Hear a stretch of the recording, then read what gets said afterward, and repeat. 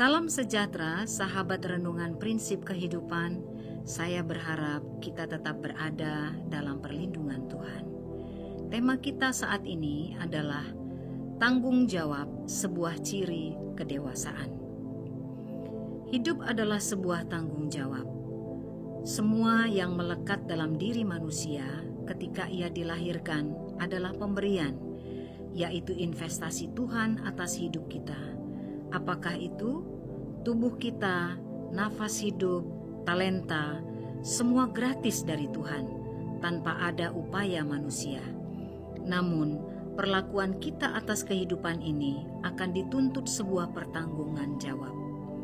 Hal lain yang harus kita pertanggungjawabkan kepada Tuhan adalah semua yang ditambahkan Tuhan dalam hidup kita. Apakah itu?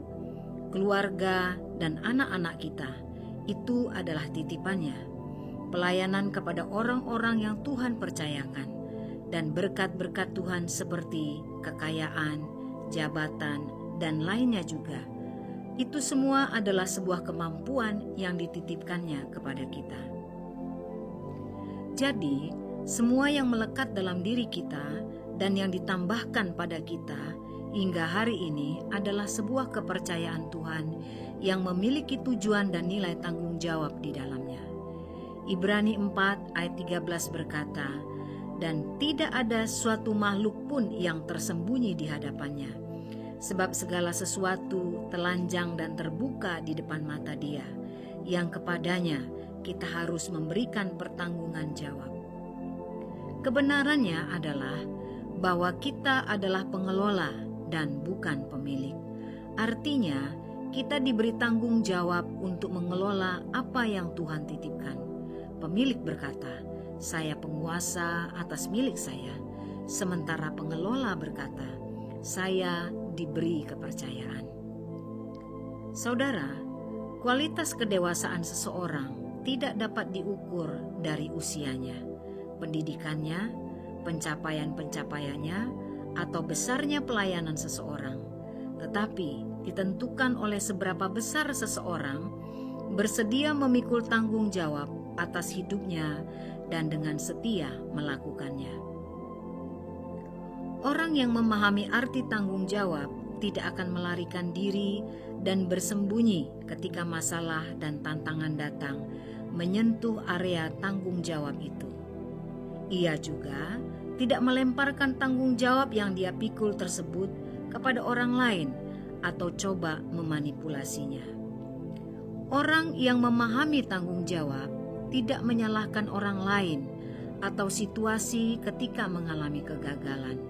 Namun dengan berani, ia jujur mengatakan kegagalan atau kelalaiannya dan bersedia memikul resiko sebagai tanggung jawabnya.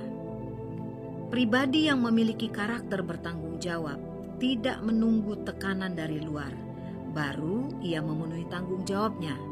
Ia tahu apa yang seharusnya dilakukan.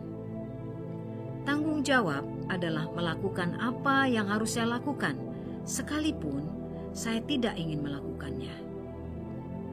Apakah yang harus kita pertanggungjawabkan di hadapannya atas hidup kita?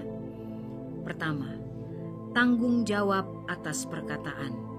Matius 12 ayat 36-37 berkata, "Tetapi aku berkata kepadamu, setiap kata sia-sia yang diucapkan orang harus dipertanggungjawabkannya pada hari penghakiman. Karena menurut ucapanmu engkau akan dibenarkan, dan menurut ucapanmu pula engkau akan dihukum." Saudara, tidak asing lagi bagi kita bahwa demi kekayaan, demi jabatan, demi pencapaian bisnis, demi kemenangan politik, orang rela berbohong. Orang yang tidak bertanggung jawab atas janji dan perkataannya tidak layak dipercaya. Sebagai anak-anak terang, tidak pantas lagi kita melakukan hal tersebut. Demikian juga perkataan-perkataan kotor, umpatan, gosip, kata-kata kutukan yang pada akhirnya harus kita pertanggungjawabkan juga di hadapannya. Yang kedua, tanggung jawab atas perbuatan.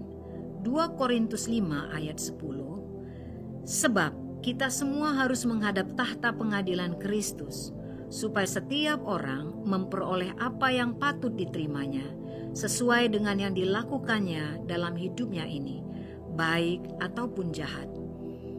Semua perbuatan baik yang kita lakukan kepada sesama tidak pernah berakhir dengan sia-sia. Ada upah yang tersedia bagi kita yang melakukannya dengan setia. Saudara, apapun perbuatan-perbuatan baik yang kita lakukan, itu adalah pelayanan kita. Itu artinya kita sedang melayani Tuhan. Janganlah marah atau menyerah ketika tidak ada orang yang menghargai perbuatan baik yang sudah saudara lakukan. Lakukan saja dengan setia, karena sebenarnya kita sedang berbuat baik bagi diri kita sendiri. Efesus 6 ayat 8 mengatakannya, kamu tahu bahwa setiap orang, baik hamba maupun orang merdeka, kalau ia telah berbuat sesuatu yang baik, ia akan menerima balasannya dari Tuhan. 3. Tanggung jawab atas motivasi dan pikiran hati kita. Yeremia 17 ayat 10. Aku, Tuhan yang menyelidiki hati, yang menguji batin, untuk memberi balasan kepada setiap orang, setimpal dengan tingkah langkahnya, setimpal dengan hasil perbuatannya. Segala perkataan dan perbuatan baik atau jahat bermuara dari motivasi di hati kita. Meskipun itu tersimpan di pikiran hati kita, namun itu dapat terbaca jelas di hadapan Tuhan, sebab Ia yang menguji hati dan batin, dan semua memiliki ganjarannya. Saudara, setiap kemurnian hati di balik perkataan dan perbuatan kita pada akhirnya akan teruji. Tantangan dan masalah adalah sarana ujian yang akan menyingkapkan kemurnian di balik motivasi hati kita. Amsal 4 ayat 23 berkata, jagalah hatimu dengan segala kewaspadaan, karena dari situlah terpancar kehidupan. Marilah kita senantiasa memeriksa hati kita. Temukan motivasi di balik keputusan-keputusan yang kita buat, dan sesuaikanlah dengan firman Tuhan setiap hari. 4. Tanggung jawab atas talenta. Matius 25 ayat 14, 15, dan 19 berkata, sebab hal kerajaan surga sama seperti seorang yang mau berpergian ke luar negeri, yang memanggil hamba-hambanya dan mempercayakan hartanya kepada mereka.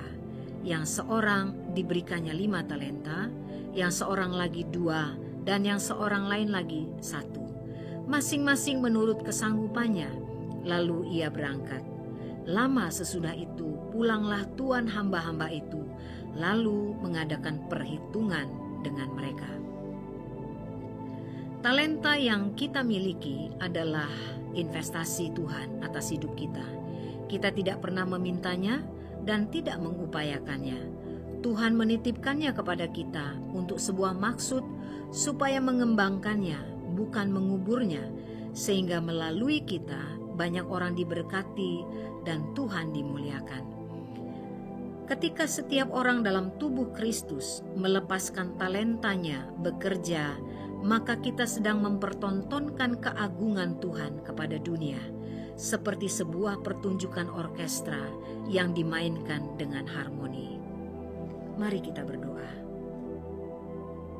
Tuhan Yesus, Engkau adalah teladan bagi kami untuk hidup di dalam tanggung jawab.